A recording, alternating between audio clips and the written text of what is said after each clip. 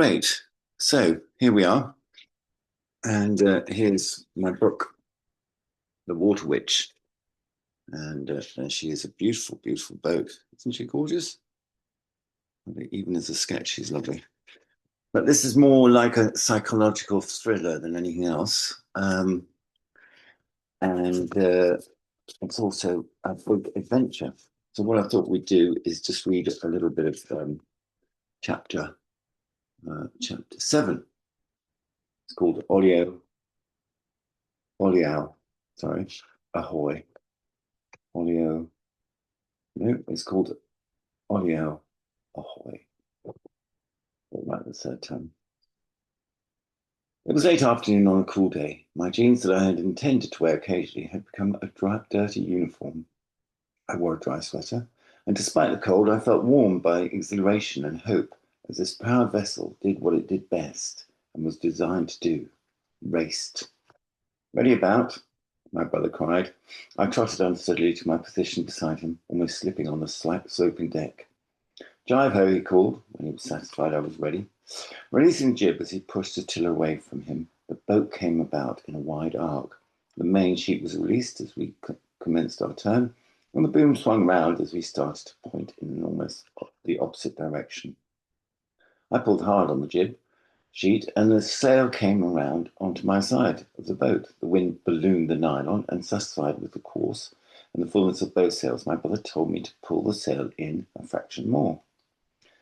The windlass drum clicked twice, and I forced a part of the remaining rope into the teeth of the clam jam cleat, which was just in front of and below the windlass.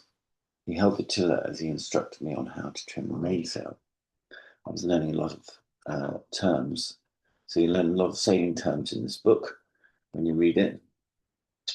The wind was howling in our ears, and the spray from both sides of the boat splashed into the cabin space. We were moving now, and the harbour was getting closer and closer. We thought we were going to be safe. How wrong we were. Nothing could stop us now. Oliao was a fishing port, commercial through and through.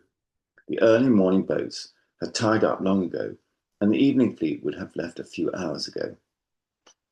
We could see no ships.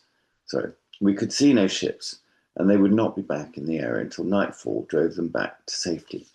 For the fishing fleet, really, Oliao is a big fishing market in Portugal. It's become very popular now.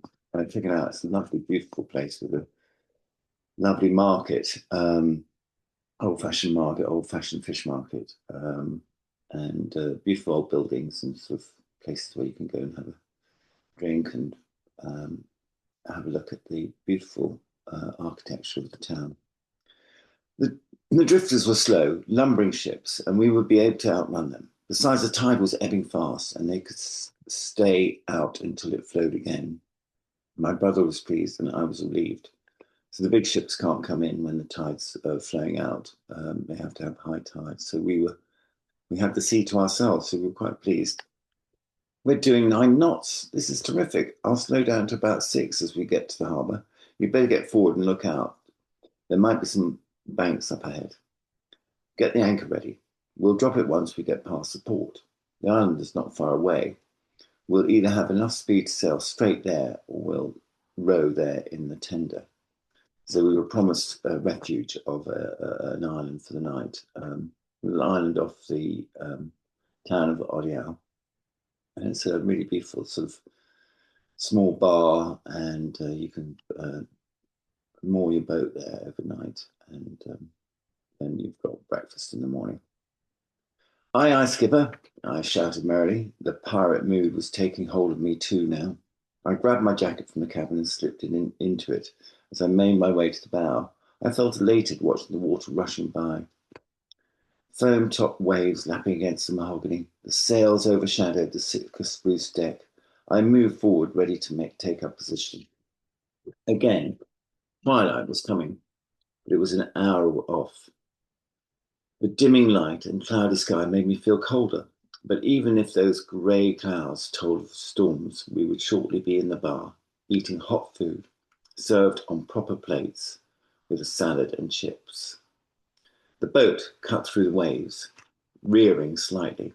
It was quite unnerving how fast the boat was, or seemed to be going when we were doing 8 or 9 knots. I know it sounds ridiculous, but well, it did feel fast. The current was flowing out, but still we didn't want to get in too close to the rocks, especially as there might well be areas of eddies. A sandbank was directly opposite the harbour wall, and a dredging ship was anchored there, scraping up the mud from the seabed and depositing it via a conveyor belt into the hold. The harbour needed to be dredged daily to keep the fishing boat channel open. This was not always the case. The town had been a fishing port for many centuries, but now the new harbour wall with rocks stacked against it to act as a breaker, and the deposit from the sea had made for a tight channel. Larger fishing vessels had also changed the profile of the channel. So over time, fishing boats got bigger and bigger because we need more and more fish. We had the choice of either a pell-mell dash through the channel with the danger of hitting the harbour wall or the dredger, or alternatively easing off our course and sailing majestically through at 5 or 6 knots. After our earlier experience, we erred on the side of caution. So we had a lot of experience of terrible things happening before we get to this point in chapter 7. So there's 5 or 6 other adventures we had before this. After our earlier experience, we erred on the side of caution. Let's start again, shall we? After our earlier experience, we erred on the side of caution. I stood at the bow railings, looking over the side as we came through the channel. On either side, there was a sandbank, invisible at high tide, but now ominously present. Each minute, more of the sand was visible. The water was draining from the area quickly. We had 10 feet either side, so there was little chance of our striking those banks. Having no idea of how far away the island really was, my brother, seeing our situation, instructed me to put down the boat hook and pick up the anchor. I stood pressed against the bow railing, my feet apart, almost like a figurehead from an old man of war. The railing reached a few inches below my knee, and my shins rested on them. I looked forward to the day when I could sit on the bow, holding on to the railings as we raced at 10 knots. For now, I was contented with the wisp of spray that soaked my trousers and slipped off the nylon of my skiing jacket. It was waterproof and warm. I was pleased it had been cold enough in London for me to wear it on the flight. I did not mind my jeans getting soaked, as long as my torso was in a cocoon. The extremities could be a little damp. However cold it was out here in Portugal, it could not compete with the cold front that had come to England in May, making it feel as though the country was still in February. For the first time since we had left Villamora, I felt happy. This was what I had come to do, sail through the elements. I pictured the warmth of the bar in the mind's eye, and we sped through the channel. I wondered at our swift progress. This was a side of sailing I had not seen on this trip so far. We had drifted quietly along. Now we were motoring. It was a glorious, strong wind in our sails. 5 knots does not sound fast, nor does 10, but when you are up in the prow of a boat, as it cuts through the water, canvas alone pushing you on, you feel you are flying. The racing jib, with its brash colours and nylon skin, contrasted with our grubby beige mainsail. Its fullness drove us on even more efficiently. The canvas mainsail was taut with the wind too, and straining. The aluminium mast that had replaced the old wooden one was creaking in its wooden housing. Ahead of the mast, the jib, a perfect triangle, did not flap a bit. It was at full stretch and hauled in tight. The sounds and smells of the sea aboard a yacht, nothing could beat that feeling. The sight of water passing by underneath, and the port revealing itself more and more, the broad bows of the deep dredger becoming clearer all the time. I was on cloud 9. Then it happened.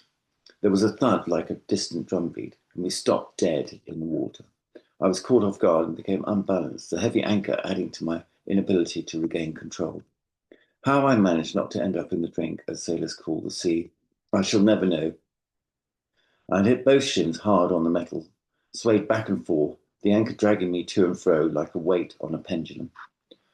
But by the 5th sway, I had steadied myself, and I slipped the anchor onto the deck, letting the chain slip through my fingers as the anchor came to rest on its side.